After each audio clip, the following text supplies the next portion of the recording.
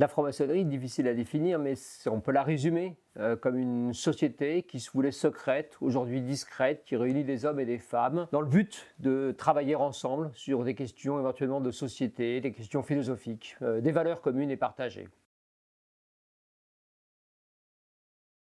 Il y a une philosophie de la franc-maçonnerie qui correspond aux ternaires de la République, la liberté, l'égalité, la fraternité, évidemment. Et puis, on peut associer à ça de façon plus large les droits de l'homme. La déclaration de 1789 a été écrite par les frères Sieyès, Mirabeau et Lafayette. Donc, on peut dire que la franc-maçonnerie répond à des valeurs progressistes. La franc-maçonnerie naît dans sa forme moderne au début du XVIIIe siècle en Angleterre, dans une société qui commence à s'ouvrir à ce qu'on appellera le siècle des Lumières, aux nouvelles idées, à un détachement certain par rapport aux voies religieuses. Ce sont des hommes, à l'époque, qui sociabilisent et décident d'échanger dans une sorte de reconstitution de ce que peut être un chantier maçonnique des cathédrales. Donc, mais évidemment, il n'y a plus question de manipuler réellement et sérieusement des outils, mais plutôt de s'en servir comme des moyens symboliques pour réfléchir à des questions du monde. Concrètement, ce sont des réunions dans lesquelles on se réunit dans un temple tous les 15 jours. Les frères et les sœurs membres d'une association, on va dire, assez simple, qui comprend entre 50 et 100 personnes, se retrouvent dirigés par un vénérable, c'est-à-dire un président ou une présidente, avec un certain nombre d'officiers, des fonctions, un rituel qui permet d'ouvrir les travaux, de les fermer, de se mettre dans un sas à part et de pouvoir se détacher des questions, on dit des métaux, qui nous attachent à l'extérieur. Donc laisser sans montre ses problèmes d'argent pour se consacrer à un moment à l'amélioration du groupe et à l'amélioration de soi-même. Une loge, c'est une simple petite entité qui réunit des hommes ou des hommes et des femmes, ou des femmes seules. Ça dépend des obédiences ou en tout cas des catégories de francs-maçons. Et cette loge, elle est l'endroit, le terreau, entre guillemets, de base dans lequel se réunissent les francs-maçons. Cette loge, elle appartient ensuite à une obédience, c'est-à-dire une structure, une sorte de grande fédération syndicale, en quelque sorte. Il en existe 5 ou 6 importantes en France. Voilà, donc il y a 5-6 grandes obédiences, et puis pour celle à laquelle j'appartiens, par exemple, le Grand Orient de France, 1 millier de loges réparties sur le territoire où se réunissent entre 50 et 100 personnes. À l'étranger, c'est le même modèle. Partout sur la planète, des grandes loges nationales, ou en tout cas qui correspondent aux frontières territoriales actuelles, et puis éventuellement 2 ou 3 concurrences entre des grandes obédiences, et puis des milliers d'ateliers, des milliers de loges réparties à la fin sur la planète, quelques millions de personnes aujourd'hui concernées. Un des buts de la franc-maçonnerie, c'est d'améliorer la société, et donc par conséquent d'agir. D'agir sur le monde extérieur, par le biais de la transmission de projets, d'idées progressistes. La franc-maçonnerie, c'est au XVIIIe siècle l'invention de la crémation et donc la possibilité de ne pas en passer nécessairement par les sacrements de l'Église. Et ça sera plus tard le code du travail, la liberté d'enseignement. Ça sera la liberté syndicale, d'association, ça sera des luttes pour l'abolition de la peine de mort, pour le droit des femmes à disposer de leur corps. Donc c'est beaucoup de combats qui sont en réalité ceux qu'on connaît au XIXe et au XXe siècle comme les combats sociétaux, progressistes d'une république laïque. On va dire que la laïcité est une valeur importante portée par les francs-maçons qui font établir en 1905 la séparation des églises et de l'État, dans une fameuse loi toujours importante. La franc-maçonnerie, elle est source de fantasmes, bien évidemment. C'est un ensemble d'hommes et de femmes qui se réunissent, plutôt à couvert, plutôt discrètement, donc elle est prise comme un réseau, mais elle n'est pas plus un réseau que celui des Auvergnats ou celui des Bretons parisiens comme moi, par ailleurs. Mais au-delà de ça, effectivement, elle fait appel à des mythes, elle fait appel à des légendes, elle se réfère aux bâtisseurs des cathédrales, elle se réfère aux Templiers, elle va se référer à beaucoup, en vérité, de moments dans l'humanité où les hommes ont été en quête d'une idée supérieure, ou en tout cas d'élévation. Donc il y a aujourd'hui une grande part de fantasmes, sur Internet notamment, avec une confusion avec les Illuminati, qui a été une petite partie très particulière de la franc-maçonnerie allemande au XVIIIe siècle, avec un ordre conspirationniste, ce qui n'est pas vraiment l'objet.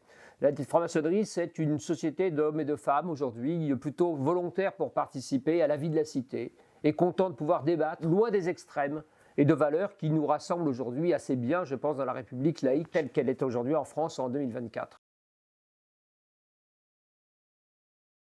Sociologiquement, la franc-maçonnerie, elle recrute pas mal dans les services publics, dans les milieux de l'éducation, dans la police, dans les gens qui ont déjà à cœur de servir les autres, ou en tout cas de servir une idée d'État, quelque chose d'un petit peu d'un intérêt collectif.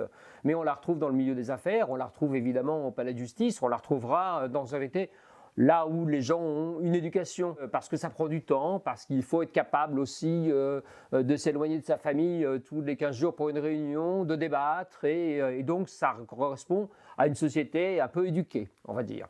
Même si elle est ouverte évidemment, et depuis toujours, aux ouvriers, à des anarchistes, à toutes sortes de personnages, qu'il n'y a pas de diplôme obligatoire pour rentrer en franc-maçonnerie, mais plutôt un état d'esprit. Généralement, on propose à des individus dans la société, quelqu'un les approche et leur dit un jour, est-ce que tu as déjà réfléchi à telle ou telle valeur? Est-ce que tu penses que ça pourrait t'intéresser de travailler collectivement? Et puis il y a des candidats spontanés qui écrivent par les moyens modernes de communication aux grandes obédiences françaises en disant je ne connais personne, mais j'ai lu sur vous et j'aimerais savoir si je peux candidater. Après, il y a un processus assez long qu'on connaît par les légendes urbaines, par les images, par le cinéma, avec un passage sous le bandeau, des questions posées, avec un candidat qui ne voit rien et qui a l'air un peu malmené. Donc il y a un processus un peu long. On dit toujours que la franc-maçonnerie, c'est un peu difficile d'y entrer, c'est très facile d'en sortir. C'est donc le contraire d'une secte. Donc voilà, ça prend un certain temps, mais il n'y a pas de raison de refuser des gens de bonne volonté qui décident de consacrer un peu de leur temps, encore une fois à s'améliorer eux-mêmes et à améliorer l'ensemble du groupe auquel ils appartiennent et voire plus largement la société qui les entoure. Non, alors être franc-maçon n'apporte pas de clientèle particulière ou de prébande. Je crois que l'être publiquement comme moi a des avantages et des inconvénients, évidemment. Ce n'est pas une carte de visite. En revanche, cela permet de rencontrer des gens avec qui l'échange d'idées est plus simple, avec qui le partage d'un certain nombre de valeurs et l'éloignement des extrémismes les plus nauséabonds qui nous environnent dans ce monde moderne si chahuté permet de se conforter ou d'être à peu près sûr d'avoir affaire à des gens de bonne volonté. Il y a une solidarité maçonnique, évidemment, mais qui n'est pas une solidarité de magouille et d'affaires, qui est une solidarité qui s'applique quand l'un d'entre nous est éventuellement dans la détresse et a besoin d'un secours financier, d'une aide pour l'éducation de ses enfants. Donc là, effectivement, la fraternité et la solidarité fonctionnent, mais dans le bon sens du terme, à mon sens. La franc-maçonnerie, elle a sans doute de beaux jours parce qu'aujourd'hui, dans une société où on ne croit plus ni aux églises, ni aux partis politiques, ni aux syndicats, elle répond à une aspiration, pour certains spirituels, pour d'autres de discussions sociétales.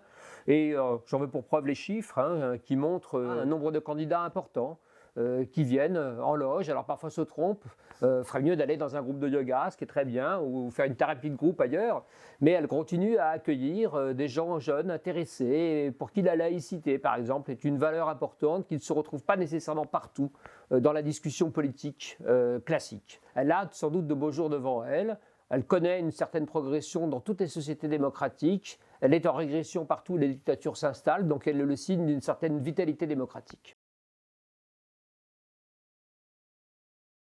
En France, il y a 350 000 initiés à peu près, 200 000 actifs, donc c'est-à-dire 200 000 personnes qui vraiment participent aux travaux des loges. C'est à la fois beaucoup et peu comparé à l'Angleterre où il y a 1 million de francs-maçons, aux États-Unis où il y en a 6 millions. Mais la vision de la franc-maçonnerie française est proche d'une société plutôt initiatique et progressiste que d'un simple charity business qui peut être celui des États-Unis où les gens se réunissent simplement pour apporter un peu d'argent à une bonne cause. Voilà. Donc c'est une société un peu fermée, mais qui quand même aujourd'hui représente assez bien, je pense, la République française.